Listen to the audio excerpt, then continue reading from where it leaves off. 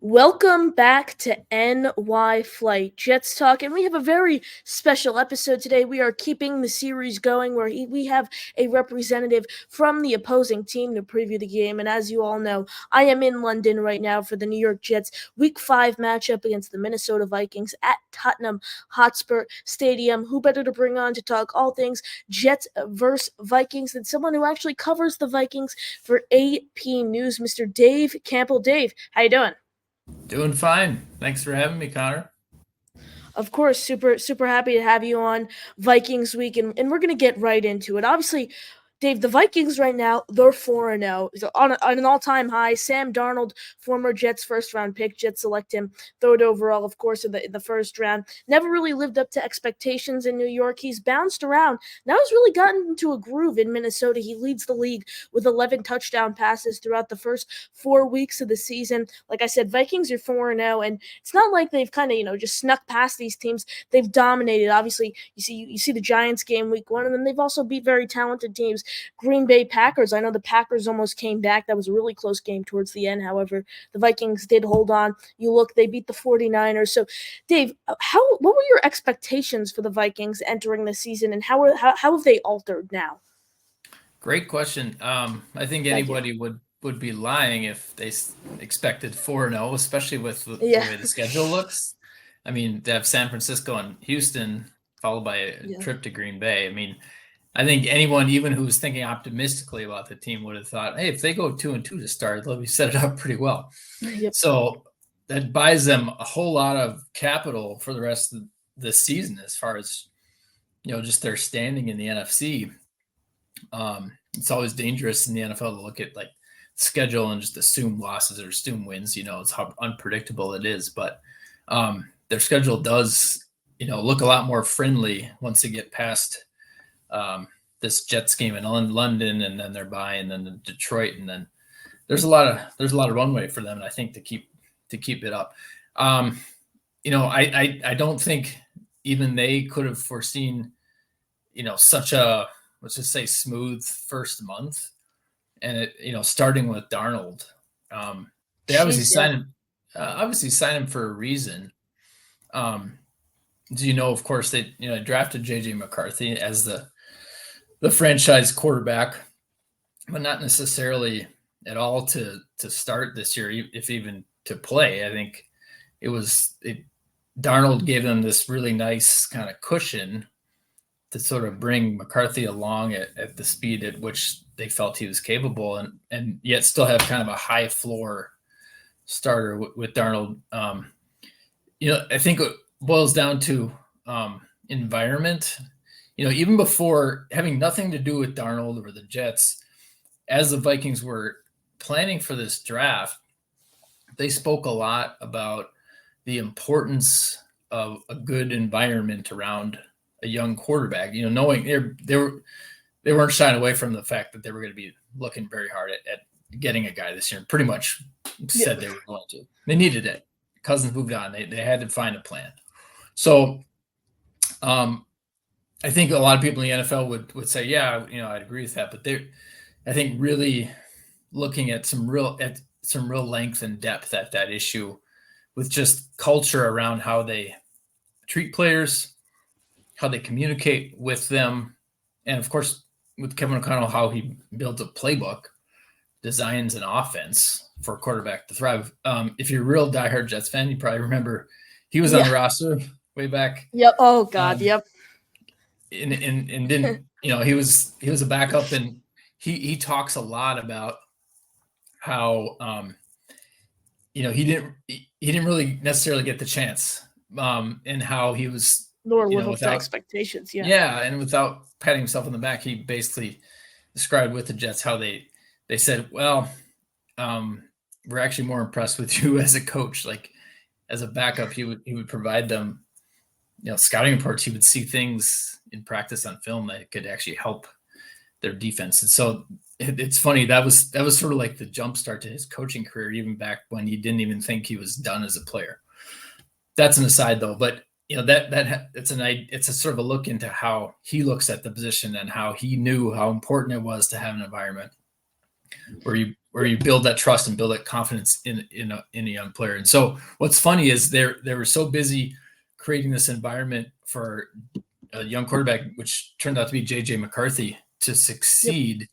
They ended up making the place really nice for Sam Darnold because McCarthy got hurt in training camp. And here we are with Darnold, I think, showing, he had some talent all along, just, needed some good receivers, some good offensive tackles, a good play caller, some other good stuff to succeed.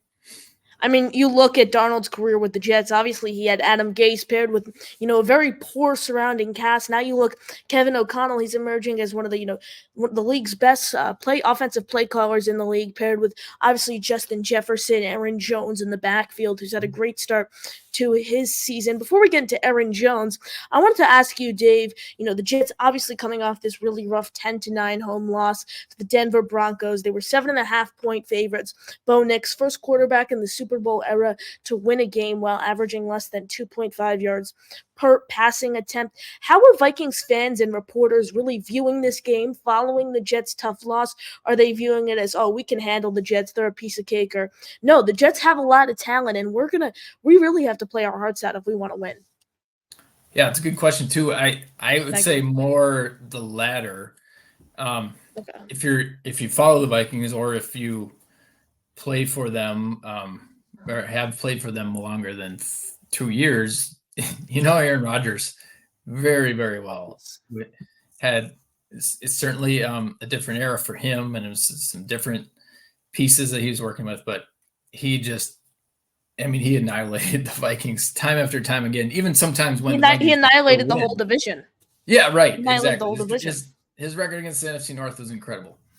Yep. And so different jersey, older, it still doesn't quite change the perception of him. And they know he can still, some of the throws he's still making are still vintage Aaron Rodgers. So that's number one.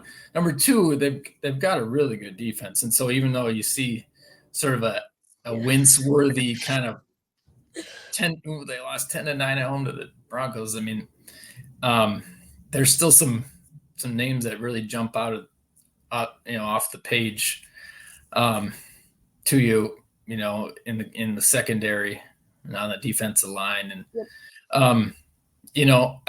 I really don't think last week's result would change much of the perception on this end, where they're internally in their locker room or just in the fan base, pretty much for those reasons. Also in the NFL too, like, right, when a team looks at its worst, like maybe last week for the Jets, you sort of almost always assume, like, well, next week it's going to swing back, the other way a little bit. Yep. So I would imagine you'll see a pretty good effort from the Jets.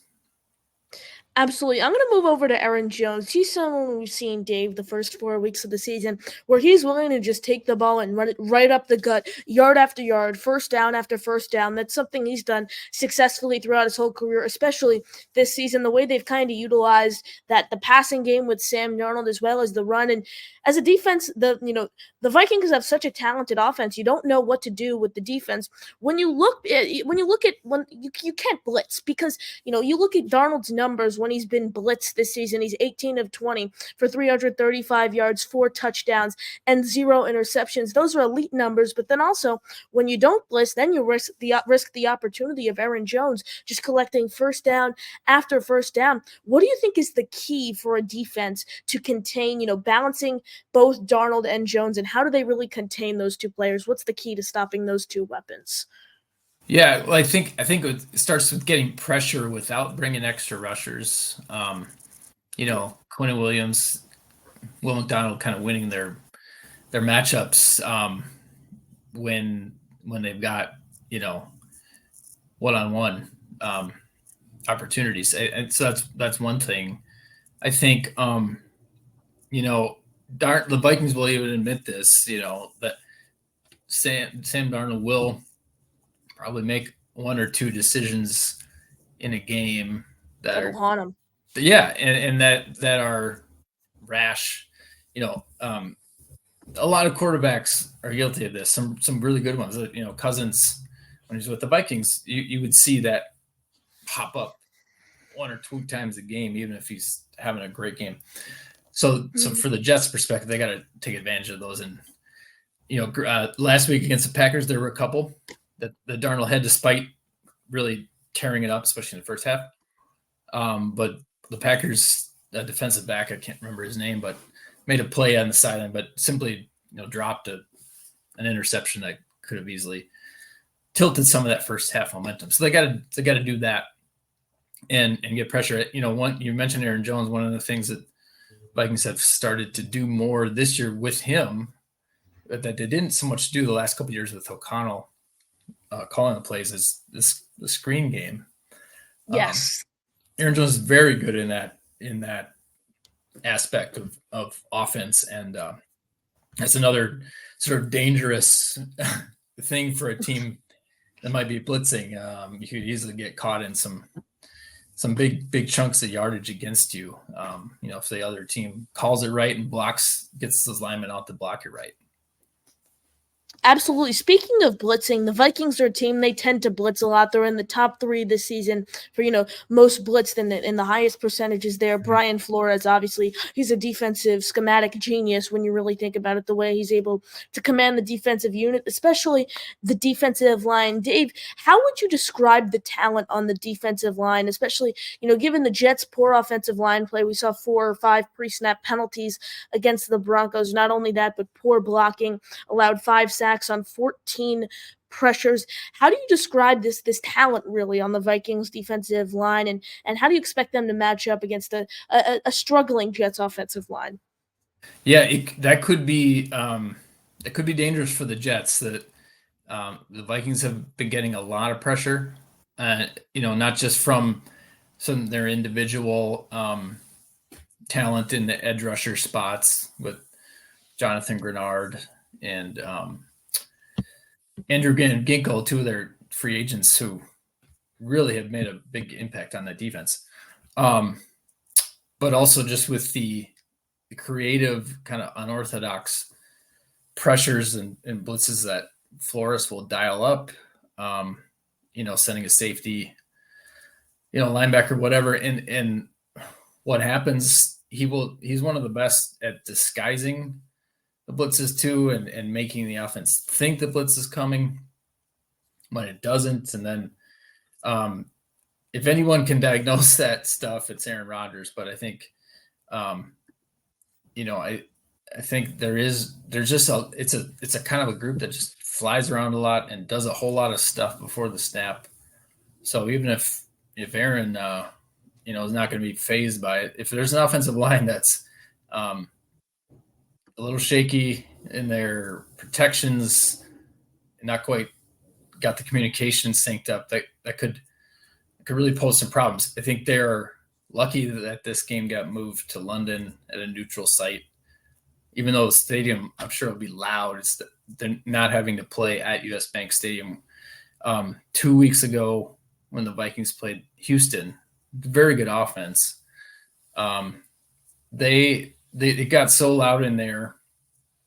The Texans had 3 straight false starts. I don't know if I've ever seen that in a game that I've covered a lot. And this was like Laramie Tunsil, a Pro Bowl tackle. One of the best tackles, arguably in the 21st century, what he's done over the course of his long career. Yeah. Yeah. So the noise builds, and then it's false start, and then it builds again because it's 2nd and 15, and then it's 3rd and 20. And that the defense really has fed off that well when the Vikings have played at home. So that's certainly, if you're watching the game, that's certainly something to watch. If the Jets can handle that pressure without getting too many of those pre-snap penalties or just leaving Rodgers hanging out to dry, they ought to have a pretty good chance. Dave, to kind of piggyback on the question I asked to start the show about how your expectations have altered for the Vikings to start this season. Obviously, the 4-0 start is great and all that, but do you expect the Vikings to keep this up as the season progresses and then, possibly being contenders for maybe even the Lombardi Trophy? Or do you think this is kind of a fluke start and they end up maybe showing their true colors and they're a 9-10 win team that barely sneaks into the playoffs, or even worse than that, possibly a 7-8 win team that misses the playoffs? Yeah, well, it's first I would say I think they're well on their way to destroying the Las Vegas odds maker preseason projections of 6.5 wins, which is pretty much the consensus. Um, I mean, there's no way they'll collapse that madly. You know, Yes. like I mentioned a little bit a few minutes ago, the schedule. They have 4 of their last 6 games at home, and then in the middle they've got it's like Indianapolis, Jacksonville, Tennessee, Chicago. Um, that's pretty friendly. I think it's going to come down to health. Last year they went 7-10, but they also lost Justin Jefferson for 7 games, and then Kirk Cousins for the last 9. Yes. And not too many teams would be equipped to handle that kind of setback. I really do think there are pieces. There's a plan. There's an environment. There's play callers. There's confidence, and there's actual talent on this team. It's not a mirage. It's not like a lightning in the bottle. Like you mentioned, too, the margins that they've been winning by. Certainly, the second half of the Yes. Packer game was a little bit shaky, but there's game flow and things that play into that as well. It's not like they were 28 points better than the Packers in the first half.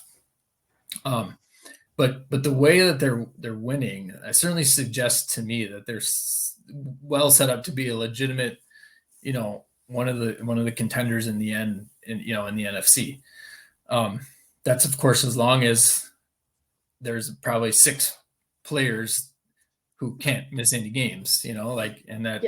and you're gonna put Sam Darnold in that list, which is hard to believe, but It is they crazy. can't. He has to stay healthy, and he hasn't actually proven that he can do that. So that's kind of an underrated storyline for them the rest of the season. But if Darnold is healthy and thriving, and Justin Jefferson, of course, and probably Aaron Jones is in their list, and Christian Darrisaw, their left tackle, who I think is headed for an All-Pro season, and then on defense you'd probably say Stephon Gilmore, who you know well from AFC East, Yep. and cornerback, who's been an outstanding addition as a kind of a true shutdown corner. So if at least those guys are ones that I can't miss. But assuming those guys are intact, and there's just belief and strategy and all those things are so vital, or so they shape so much of results in the NFL. Every team has talent.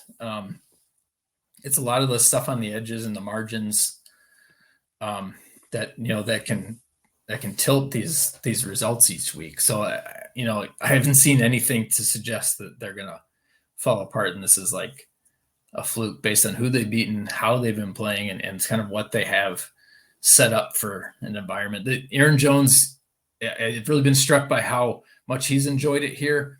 And he's said things like, I can't put my finger on it, but they've got something special here. He was on some really well-built, successful teams, probably with some pretty good chemistry in Green Bay. So I think that's pretty telling to hear some of that stuff from some of their new players. Dave, final score prediction for Sunday. Ooh. I have a feeling, based on kind of, the way it went for the Jets offensively. I know it was raining, but if you've got that much trouble on the offensive line with pre-snap penalties and protection, I have a feeling that's going to ultimately do in the Jets. I do think it'll be close. I think I would expect at least one turnover by Sam Darnold. I don't know. That's not exactly a bold prediction, but let's just say there's at least one in there. So I'm gonna go ahead and I'll say Vikings 20, Jets 17. Wow, I like it. You're keeping it close there, Dave. Yeah. Sam Darnold. The emotions are gonna be riding high on Sunday. Sam Darnold facing off against his former team. It would have made it feel, obviously Adam Gase, his horrible run with the team, but it would have been even more interesting if Adam Gase was somehow still the coach of the New York Jets. He got to face Yeah. off against his former coach. That would definitely be even more of a storyline. But Dave, appreciate it. Before I let you go, the final question I ask to every single guest I have here on the program. 4 dinner guests, anyone in the world, dead or alive, who are you taking? Wow. Well, this is a football chat, so I've got to have at least It, it, one. it doesn't. It doesn't really need to be related to football. You could do a Sure. family member. You could do a media member. It could be It could be anyone. Wow. I love this question. Thank you. Um, well, I don't want to risk too much dead air for your viewers, so um, I I'll say, you know, we're thinking football, and I thought about the AFC East. I'm going to put Tom Brady on there. He's a pretty Like it. fascinating human being, and he's one of the most famous Yeah. people to ever walk the earth. So I think that'd be pretty interesting just to like Yeah. hear him talk about stuff. Um, I would well, I'd bring my I'll bring my grandfather who grew up in Baltimore, so he's an East Coast person. Yep. And then we'll I'd go Jackie Robinson. Ooh. More than just Yep. sports. Really, Color barrier. yeah, a lot of cool, interesting perspective for sure. And then, gosh, so many possibilities. Um, Randy Moss.